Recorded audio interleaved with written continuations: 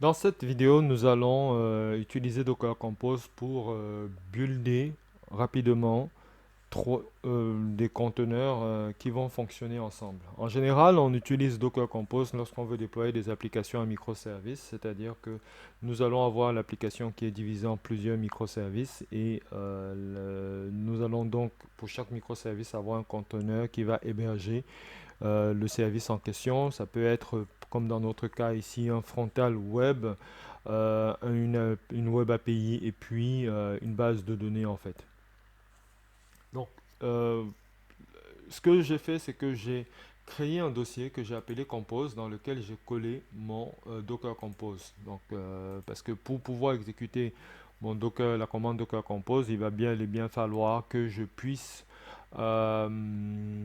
puisse en fait me positionner, positionner mon invite de commande au niveau de mon fichier, au niveau du dossier dans lequel se situe mon fichier Docker Compose. Et après, ben, je pourrais donc démarrer toutes mes machines virtuelles. Alors, ce qu'il faut bien comprendre ici, c'est que au sein de mon Docker Compose, je vais donc indiquer que je veux déployer une application qui est composée de trois services web. Nous avons TeamCity, nous avons TeamCity Agent et Postgres. Postgres étant donc notre base de données. TeamCity, c'est le frontal web. C'est un peu l'équivalent de Eterna que vous avez eu à déployer jusqu'à présent. TeamCity Agent, c'est la web API qui est utilisée par TeamCity dans le frontal web pour se connecter à la base de données. Et Postgres est notre base de données en fait, concrètement. Donc, TeamCity en fait va télécharger l'image Schroeder TeamCity et va exposer le port 8111, donc rediriger le port 8111 vers 8111 en interne. TeamCity Agent sera donc ensuite le deuxième service qui sera buildé. Ce service va utiliser l'image Schroeder Mulder TeamCity Agent et va donc positionner la variable d'environnement TeamCity Server.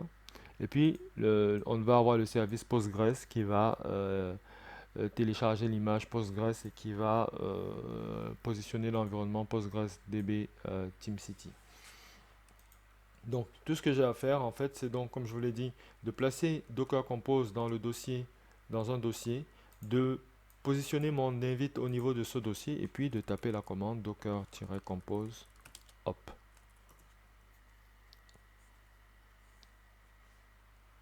Et là, ce qu'il va faire, donc Docker Compose va lire mon fichier Docker Compose et va aller télécharger en fait les images de conteneurs. Il va builder finalement mon architecture à microservices et il va configurer les conteneurs pour qu'ils puissent interagir les uns avec les autres. On va le laisser procéder au téléchargement. On reviendra quand ce sera terminé. Alors, dans l'installation, le téléchargement et le démarrage de nos conteneurs est achevé,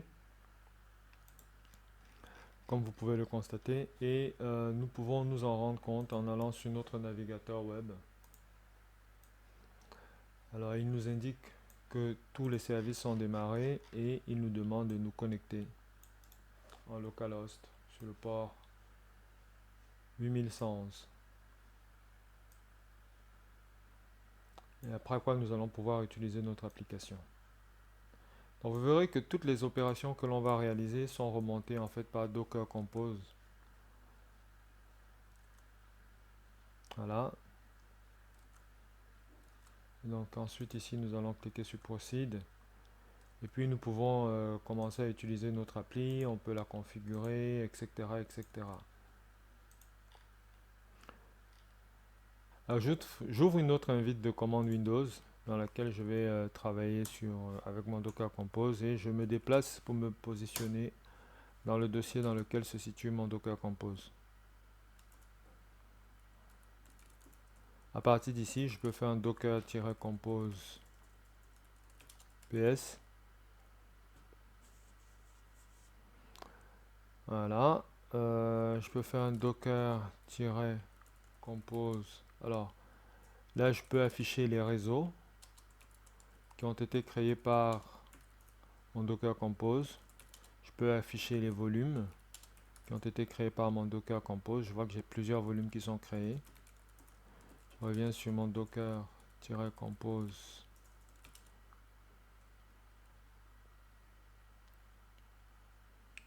PS.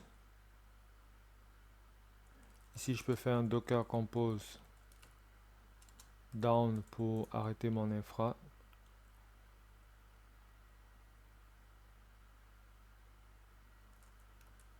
Si je fais un Docker Compose PS, je n'ai rien de fonctionnel. Ben, par contre, si je fais un Docker PS, rien. Docker PS-A, pareil. Docker image. Et vous remarquez que mes images sont toujours présentes. Ce qui veut dire qu'à tout moment, je peux redémarrer en fait mon infrastructure à microservice.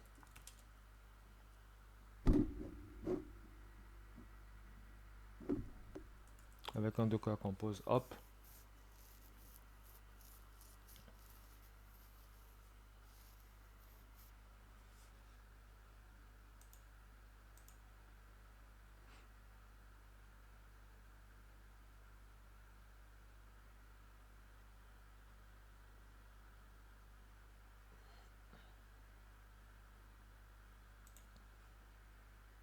Donc, pendant que mon infrastructure démarre,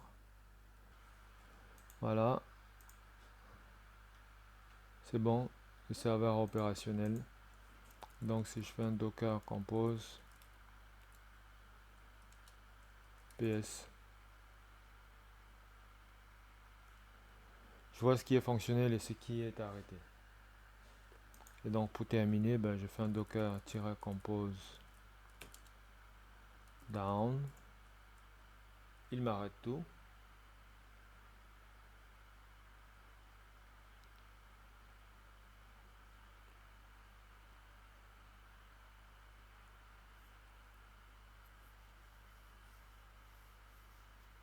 Et vous voyez qu'il supprime aussi le réseau Docker Compose qu'il a créé.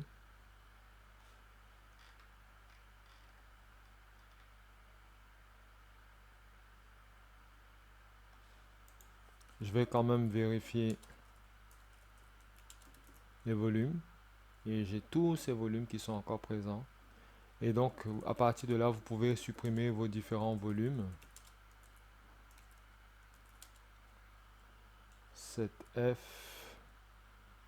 94, 94,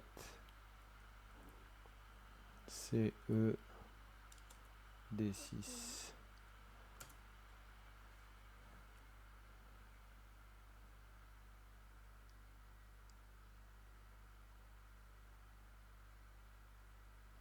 Ah oui, il faut indiquer le nom complet du volume par contre. Ne pas oublier.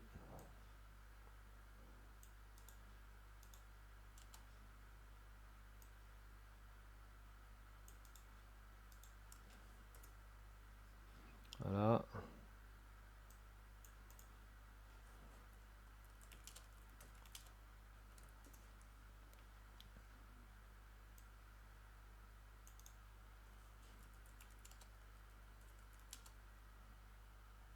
Vous avez une commande qui permet de supprimer tous les volumes orphelins.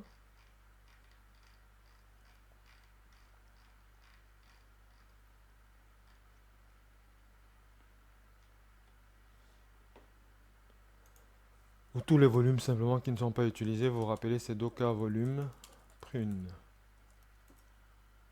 Yes.